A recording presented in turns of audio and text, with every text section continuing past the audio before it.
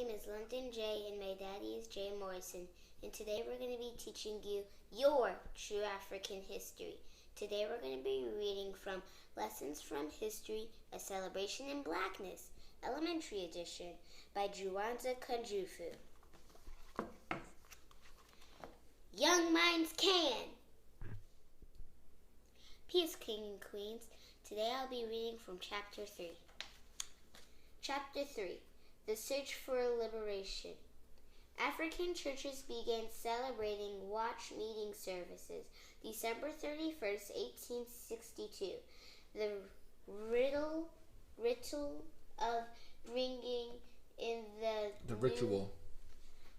What did you say? The ritual. Ritual of bringing in the new year was a special auction. The imitation. I think I get it. Let me try. Imitation Proclamation. Emancipation. The Emancipation. The Emancipation Proclamation. Yeah. Proclamation.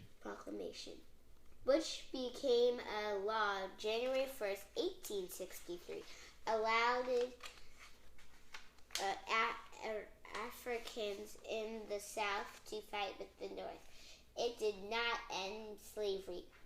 Many churches still celebrate watch meeting services on New Year's Eve.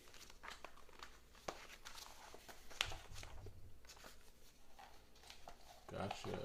You know what liberation means? I think so. What? Tell me. What do you think? Liberation means...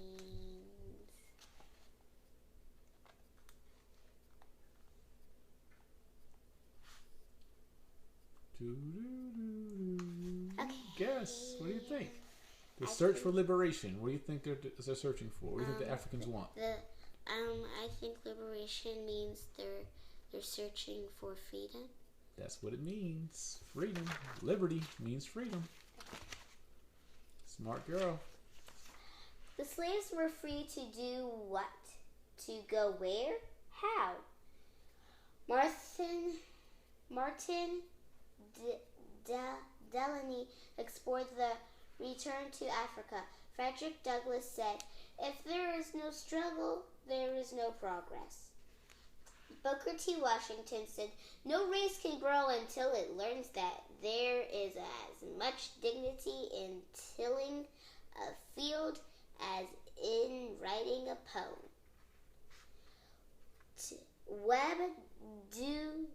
Du Bois said, W.E.B. Du Bois. W.E.B. Du Bois said, "The problem of the 20th century is the problem of color." Nice. Let me see this page real quick. I think I want to make sure you got one name right in the beginning. Let me see. Okay, Martin Delany, you got it right. Okay, cool. Africans have always been considered with government. After slavery, African Americans were elected to local, state, and national offices.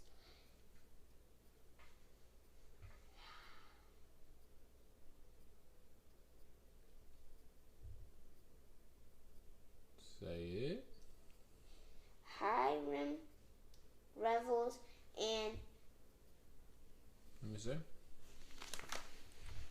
Where is it at? This page? I see.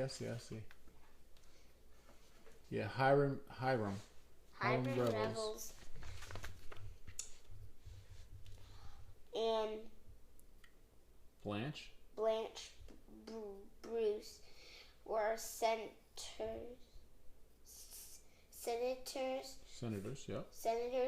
from Mississippi.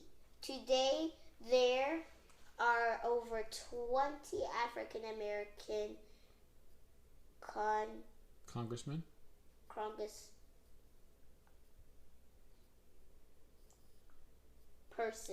Okay. Congresspersons, over 100 mayors, and over 5,000 other elected officials.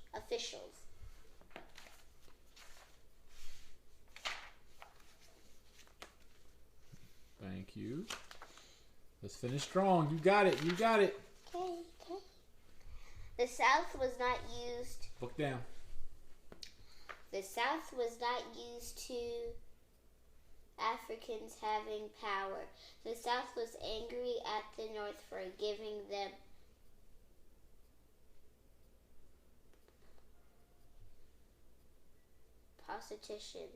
politicians. The North did not enforce the new laws and let the South decide what to do with African Americans. Africans lost their politicians, and many were killed during the period of 1890-1920. Millions of Africans left the South going north. Let's see that page real quick.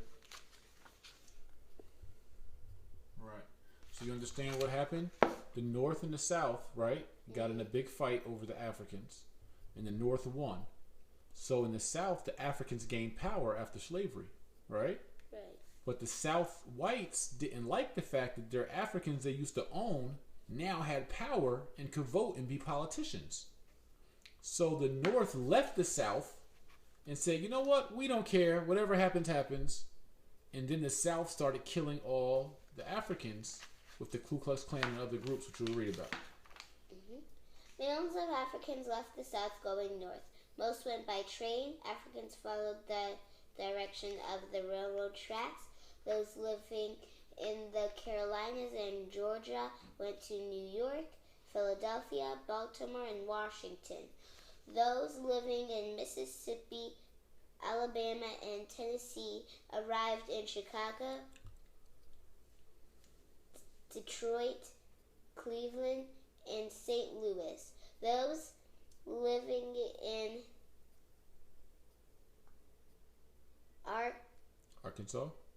Arkansas, Texas, and Oklahoma traveled to California. Thank you. When African Americans moved to New York, they moved into a community called Harlem. City life was very different from the plantation. Africans still worked very hard in the factories for low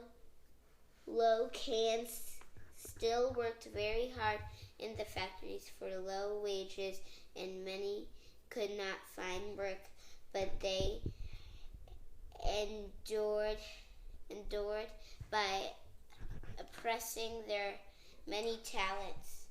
The Harlem Renaissance.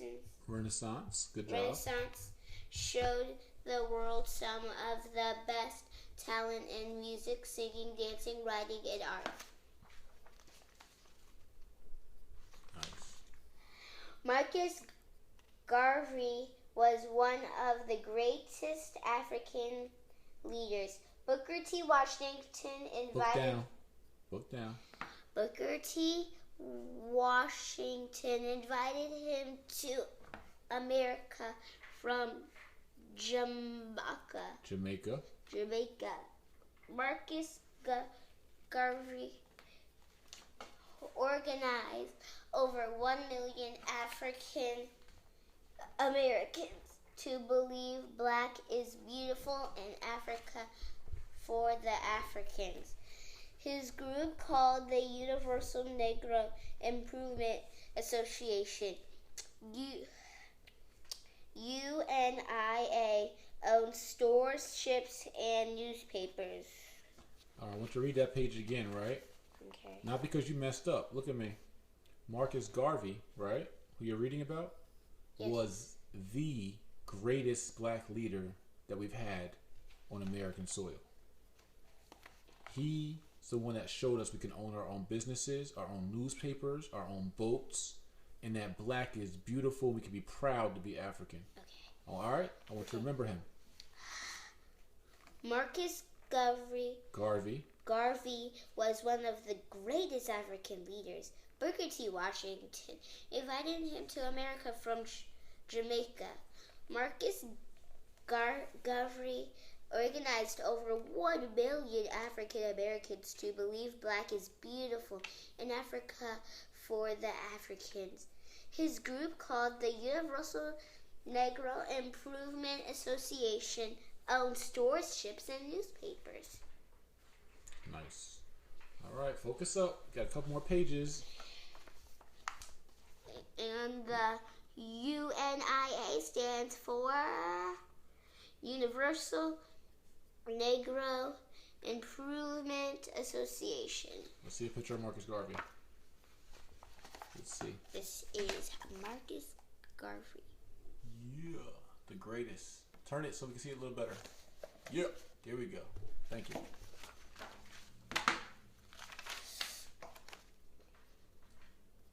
Elijah. Sound it out. Muhammad. Yes, Elijah Muhammad. Elijah Muhammad worked with Marcus Garvey. Mr.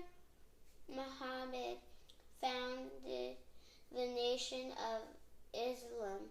He taught African Americans to feel good about their race and start their own businesses. The Muslims also owned stores, newspapers, schools, and farms. Nice. Let's get a picture of Elijah Muhammad. The honorable Elijah Muhammad. The Honorable Elijah Muhammad. Thank you. Nice. He was another great leader. It was December 1st, 1955. Rosa Parks had worked another long, hard day when she boarded a bus in Montgomery, Alabama. She sat down in the front of the bus. Blacks were supposed to move to the back when whites wanted to sit down. The bus began to fill with blacks and whites. When a white man wanted to sit down in Miss Parks' seat, she refused to move and was arrested. There's Rosa Parks. This is She Rosa stood up Parks. for her rights. That's right. She stood up for the African Americans. A guy wanted to sit And there. sometimes that means you're going to get in trouble, but if you're doing it for the right reasons, it's okay. Dr. Martin Luther King Jr. was asked by African Americans in Montgomery to lead them. They decided if African Americans could not sit where they wanted, they would rather walk and keep their money. This is called a boycott. You refuse to support a business until you receive fairness. The boycott lasted 381 days until African Americans won. They could now sit anywhere on the bus. So remember Daddy told you that we're not celebrating Christmas this year or Black Friday? That's our boycott. We're going to refuse to spend money with any businesses until we get equality. You got that?